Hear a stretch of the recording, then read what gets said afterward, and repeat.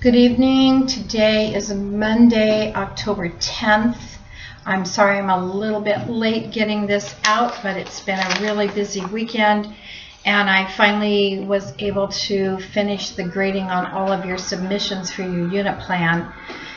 I hope that you've read the feedback on them. Most of them were really good. You covered what you needed to cover and submitted plenty of evidence.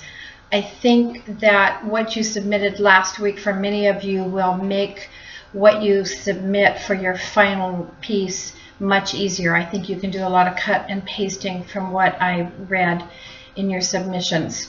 So we'll talk about that a little bit later at the end of this video. I wanted to talk about your two discussion board entries for this week. The first one talks about where does the American education process stand, and this has to do with your reading in chapter, I think it's chapter 10, yes, chapter 10, and it's asking you about what insights do you have on the American education system and process, what are we doing well, and where can we improve, based specifically on the examples outlined in the text. So you will be looking at 5 different countries. You'll be looking at Finland. One of the things that they talk about in that section is how they have no teacher evaluation system. There's also a YouTube video that might give you some additional insight. That's on, the link to that is on page 323. The second country is Australia. One of the important ideas from Australia was that assessment and innovation are handled at the local level.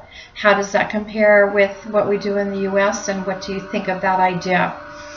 China is the third country covered in your text, with their emphasis on grades, test scores, and other external indicators.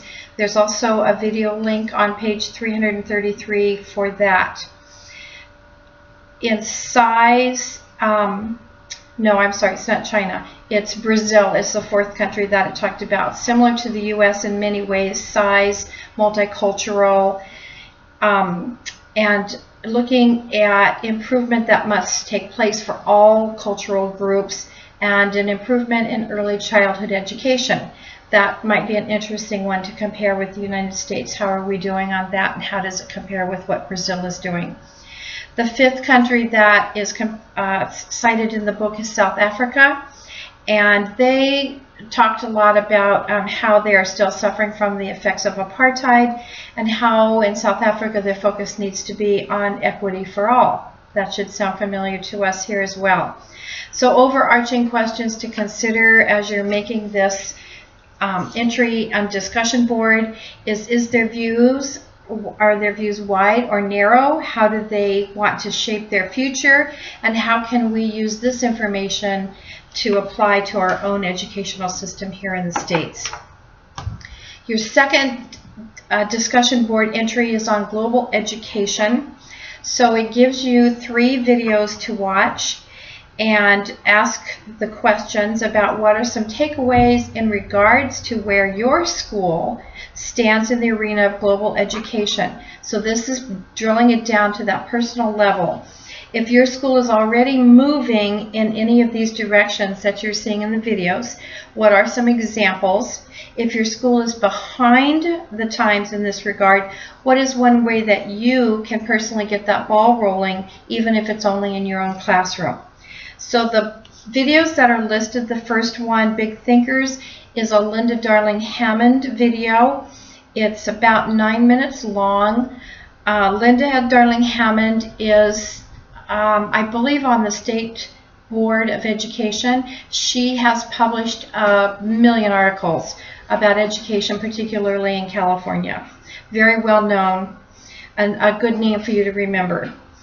The second video comes from Walter Payton High School. It's also put out by Edutopia. This one is about 7 minutes long. And the last one is 21st Century Education in New Brunswick, Canada.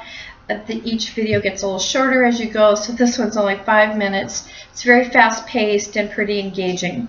So as you watch those videos, watch them with the questions to the prompt in mind and answer accordingly. For your final assignment, you have 3 parts to this. And as I said when I began, I think that this will be fairly easy because I felt like a lot of you had already covered this in your units. It asks you to describe at least one formative assessment for each of the 5 lesson plans. A few of you wrote 5 weeks of lesson plans. So whatever you took as a summative assessment in the time period, but it really only has to be for a lesson. Be sure to include handouts, rubrics, and examples. I didn't see too many rubrics, but I saw lots of handouts and examples. It asks you to list all the pertinent standards, objectives, and essential questions. So if I were you, I would simply cut and paste those into this final submission and put those at the top, and then put your formative assessment and all the related pieces below it. Part 2 asks you to submit your summative assessment. As I responded on Blackboard to your lessons, many of you did performance tasks for every lesson or every section. That really was not necessary. So in my response to you, I said pick the one summative assessment that would best assure that your students understood and could answer your essential questions. Some of you submitted way too many essential questions as well. So you're going to have to narrow that down to the essential questions that are being answered and what is that final summative assessment.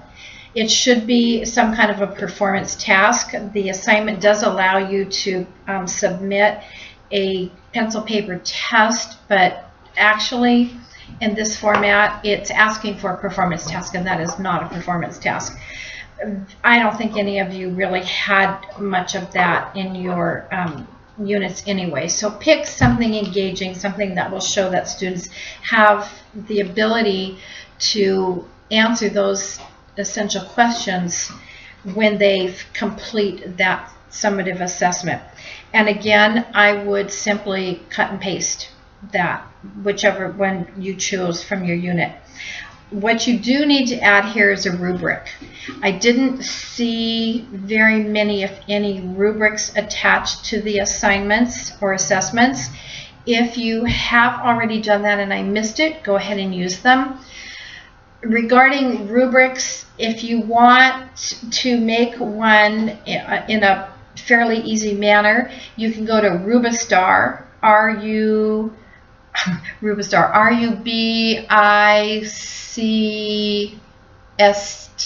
I believe. It will walk you through the components of creating one. You can also create your own rubrics. I would suggest that you do a 4-point rubric, something like above standard, at standard, approaching standard, does not meet standard.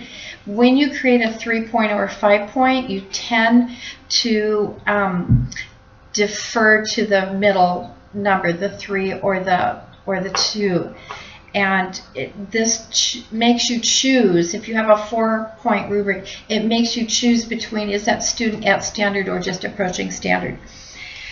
Think about what were the requirements of the assignment, of the assessment, and those become your criteria. So you would have a descriptor for each piece of criteria. So if you had something like a writing assignment, for instance, I'm going to make up an example right here in a moment. If you had a writing assignment and one of the criteria was that it had to be 5 paragraphs, then it might be, and this is very simplified, but it might be above standard, it might be that they wrote 6 to 8 paragraphs, at standard 5 paragraphs, approaching standard 3 to 4 paragraphs, did not meet standard, less than 3 paragraphs, something like that. And so you would put each of your criteria areas, and I would try and keep your criteria areas down to about 5. If you look at the rubric for the assignments that you had last time, there's a lot of areas of criteria there, but it is pretty clean 4-point. So you might use that as an example. The last piece that you need to do for this week is a reflection. And again, a lot of you covered these points in the reflection that you submitted last week. So it asked you for the roles of formative and summative assessment. I didn't actually see too many of those, but make sure that you utilize those resources that we posted on Blackboard for you when we talked about formative and summative assessments. Another component to this is the importance of frequent and varied forms of assessment. A lot of you had this in your reflection from last week. So again, I would simply cut and paste it. How backward design encourages meaningful assessment. I saw this time and time again in your reflections. And something you are encouraged to do differently after creating your unit. Many of you address this issue as well. So if you feel that that's in the reflection that you submitted last week, feel free to cut and paste it. I'm not going to double check those. But you do need to make sure that this has an APA title page, a reference page, and in-text citations. And again, those APA pieces need to be done correctly, double-spaced, full title pages with running heads, numbered pages, a separate reference list. So just make sure that all those things are in there. There is, however, not a rubric for this last assignment. I don't remember how many points it's worth, but it's not on a rubric. So I'm just going to be kind of generally checking off those components to make sure that they're there. Okay, I think that's about it for your very last assignment for your very first course. I want to say that I have really enjoyed working with all of you and getting to know you through your reflections and your submissions. And I wish you well in your next term. As always, email me if you have any questions. Thanks.